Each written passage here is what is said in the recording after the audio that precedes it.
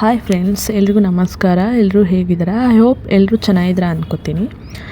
ಇವತ್ತಿನ ರೆಸಿಪಿ ಬಂದು ಹೋಟೆಲ್ ಸ್ಟೈಲಲ್ಲಿ ಅಥವಾ ಮದುವೆ ಮನೆಗಳಲ್ಲಿ ಮಾಡೋ ಅಂತಹ ಸೌತೆಕಾಯಿ ಸಾಂಬಾರು ರೆಸಿಪಿ ಹೇಗೆ ಮಾಡೋದು ಅಂತ ನೋಡೋಣ. ಮೊದಲಿಗೆ ಒಂದು ಬಾಣಲಿ ತೊಗೊಂಡಿದ್ದೀನಿ. ಆ ಬಾಣಲಿಗೆ 1 ಟೇಬಲ್ ಸ್ಪೂನ್ ಆಯಿಲ್ ಹಾಕ್ಕೊಂಡಿದ್ದೀನಿ. ಇದಕ್ಕೆ 4 ಒಣಮೆಣ್ಸಿನ್ಕಾಯಿ, 4 ಖಾರದ ಮೆಣಸಿನ್ಕಾಯಿ ಹಾಕ್ಕೊಂಡಿದ್ದೀನಿ. ಚೆನ್ನಾಗಿ ಫ್ರೈ ಮಾಡಿದ ನಂತರ ಇದಕ್ಕೆ ಅದೇ ಬಾಣಲಿಗೆ 1 ಟೇಬಲ್ ಸ್ಪೂನ್ ಧನಿಯಾಕಾಳು, ಉದ್ದಿನಬೇಳೆ, ಕಡಲೆಬೇಳೆ, 4-5 ಮೆಂತ್ಯ ಕಾಳು, 1 ಟೇಬಲ್ ಸ್ಪೂನ್ ಜೀರಿಗೆ, 1 ಟೇಬಲ್ ಸ್ಪೂನ್ ಮೆಣಸು ಕಾಳನ್ನ ಹಾಕಿ ಫ್ರೈ ಮಾಡಿಕೊಂಡೆ. ಅದಾದ ನಂತರ ಅದೇ ಬಾಣಲಿಗೆ ಅರ್ಧ ಟೊಮ್ಯಾಟೊ, ಅರ್ಧ ಈರುಳ್ಳಿ, 4-5 ಕಾಯಿ ಚೂರು ತೊಗೊಂಡಿದ್ದೀನಿ.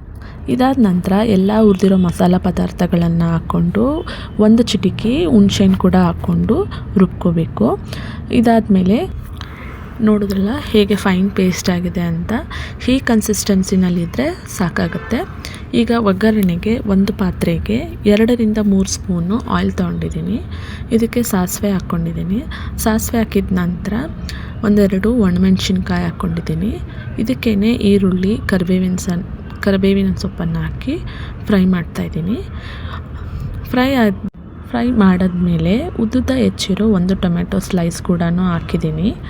ಹಾಕಿದ ನಂತರ ಈಗಾಗಲೇ ಬೇಯಿಸಿರೋ 2-3 ವಿಜಿಲ್ ಹೊಡ್ಸಿರೋ ಬೇಳೆ ಕಟ್ಟನ್ನು ಕೂಡ ಹಾಕಿ ಮಿಶ್ರಣ ಮಾಡ್ತಾಯಿದ್ದೀನಿ.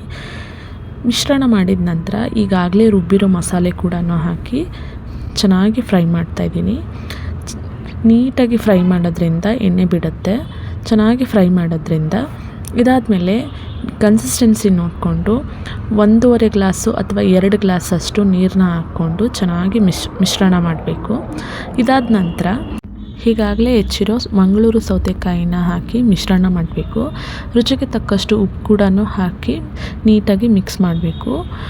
1 ಅಥವಾ 2 ಕುದಿ ಬರೋವರೆಗೂ ಚೆನ್ನಾಗಿ ಮಿಕ್ಸ್ ಮಾಡಿದ ನಂತರ ಸ್ವಲ್ಪ ಬೆಲ್ಲ, ಮೇಲೆ ಗಾರ್ನಿಷ್ಗೆ ಸ್ವಲ್ಪ ಕೊತ್ತಂಬರಿ ಸೊಪ್ಪು ಹಾಕಿದರೆ ಹೋಟೆಲ್ ಸ್ಟೈಲಲ್ಲಿ ಮಾಡುವಂತಹ ಸೌತೆಕಾಯಿ ಸಾಂಬಾರು ರೆಡಿ ಆಗುತ್ತೆ. ಇಷ್ಟ ಆಗಿದ್ರೆ ಲೈಕ್ ಮಾಡಿ, ಶೇರ್ ಮಾಡಿ, ಮರಿದೆ ಸಬ್ಸ್ಕ್ರೈಬ್ ಕೂಡ ಆಗಿ. Thank you.